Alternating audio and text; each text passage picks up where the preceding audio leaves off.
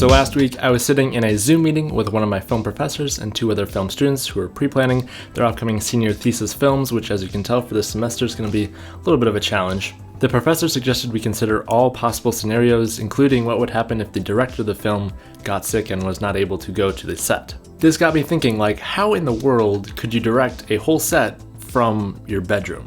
And then the gears started turning. So obviously you could set up something like a Zoom call and just have it kind of off in the background so they can see everything that's going on, but that's not going to help with them being able to direct, like, I want the camera to be pointed up a little bit more, I want to have this in the background. And then I thought, what if you could have your director sitting in their room, have a live view of the camera, and have complete control over the settings of the camera? Well, that's what we're going to be testing out today. In a recent video, I tested out this Benbox wireless HDMI video transmitter, and what this allows you to do is connect it to the HDMI output of your camera, and then you can install an app on your phone, or in my case, I'm going to be using an iPad, and this will give you a live view of the camera on your iPad. Now what we're going to be doing today is a slight modification. I'm going to be opening up a Zoom call on my iPad, screen sharing, and then going to this app and seeing if it gives you the capability to direct remotely. I'm excited to see if this works because this really might be the future of directing films. I'll leave a link down below to this device if you want to check it out, along with all of the gear that I'm using. For this test, I recruited my friend Tamsin. She's a great director, and I'll leave a link to her YouTube channel in the description below. So I have the camera set up right here with this wireless transmitter. So the problem that I have right now is this, like, the way that this wirelessly transmits to the iPad is through Wi-Fi. And it also, the iPad also needs Wi-Fi to get to the Zoom. So I'm gonna see if I can put it on my phone and then plug my phone in and see if that does something. Because you can put this on multiple devices at the same time. So you might be able to screen share from your phone then, right? That's what I'm thinking, unless this is also not working. It worked, oh, it's not plugged in. We now have the live view. Helps if you plug it in. Do you see the screen? Oh! Okay, we're getting somewhere. It's a little delayed. When you move your mouse across the screen, it is a little bit delayed. Oh, I see that. Actually, the whole, like, my phone is, like, frozen. Yeah, so I plugged my phone into the computer, and it's got the... Okay, now is it playing, kind of? Like, I have the lights kind of moving in the background. Okay, that's a start. We can... The quality, though, it's really good.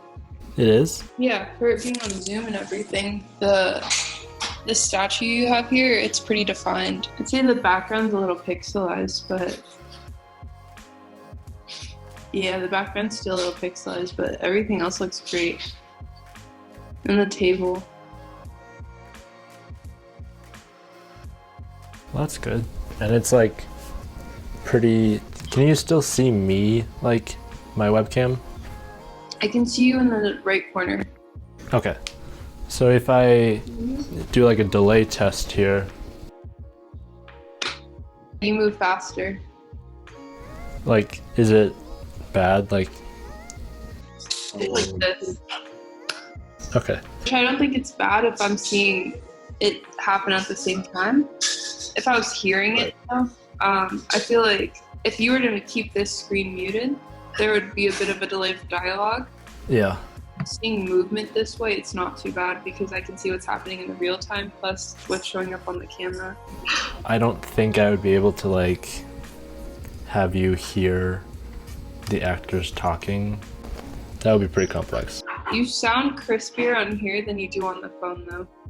If you were to do, like, putting someone's cell phone in one of the actors' pockets and having me on the phone with them too while this is going on, I mean, that could happen. So what we could do is just, like, have my computer set up. I could just use the hotspot on my phone so it could be basically anywhere. Connect that to my computer. This actually is pretty good, just having it on my phone. And then just, like, have the audio if somebody, like, wanted to talk to you or if you wanted to direct something. There was one other thing I wanted to try. So this is now on my iPad. Can you see this? I'd say, like, the movement for your background is a lot more fluid. So I think there would be less of a delay. Could you zoom into the statue? Yeah. Okay. Yeah, the quality's about the same. Okay. So I know with Zoom on the computer, you can like give somebody else the controls to like use your screen. So these, where it says 50, f2.8, 125, like you can tap on them and like change the settings. I'm circling the 125. Oh, I see it now. Yeah. So yeah, I don't think you're gonna be able to like, because I was thinking you could like manipulate the controls on the iPad. Yeah, I mean, even being able to see all that, that's great. Can you show me the delay? Yeah, Oh, that's a lot better. it's a lot better. Yeah, can you see me? I see you, yeah. Okay, it was like this. Yeah, it was a lot better. Okay. I think the iPad works really good, especially for looking at someone's performance. And then, yeah, we could also, so like I can record. I'm now rolling. This is just a test video and cut. So the delay is there's more of a lag when you go to record. Oh, interesting. I can hear my computer fan is like going a little bit harder. So what you can do now is I can play it back from the camera. Do you see this? Is that like, how's the delay on this? Do you see the lag? From when I'm playing it back here, it's like there's no lag on like the computer that I'm looking at. But I'll be able to watch this back because you're recording it, so it'll be recording it on your end, so I should be able to see what it looks like. Well, thank you for your time helping me. Of course.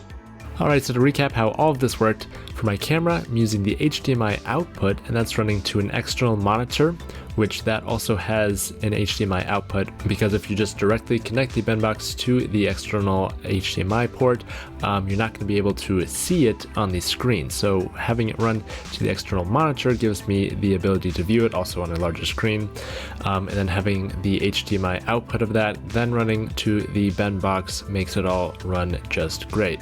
Also, although I was not able to get the camera settings to work on Zoom so the person could change them, this still could be a good job for like an assistant camera operator. So to do that, I'm using the USB output on the BenBox, plugging that into the USB of the camera, and then on the iPad you can tap those settings and make those changes. Using the USB-C port on my iPad, I connected that to the USB of my computer, and then inside of Zoom, you have the option to screen share to an external device through USB. So you click on that, you have to approve it on the iPad by typing in the password, and just like that, you're able to live view the camera through Zoom. I hope this video was helpful in the unfortunate case that somebody gets sick and is unable to show up on a set. It's really cool that we now have technology to give us this capability that, 10 or 15 years ago just would not have been possible. Once again, the links to all the tools that I'm using are down in the description below, along with Tamsin's YouTube channel. Thank you all for watching, and as always, don't forget to keep it pro.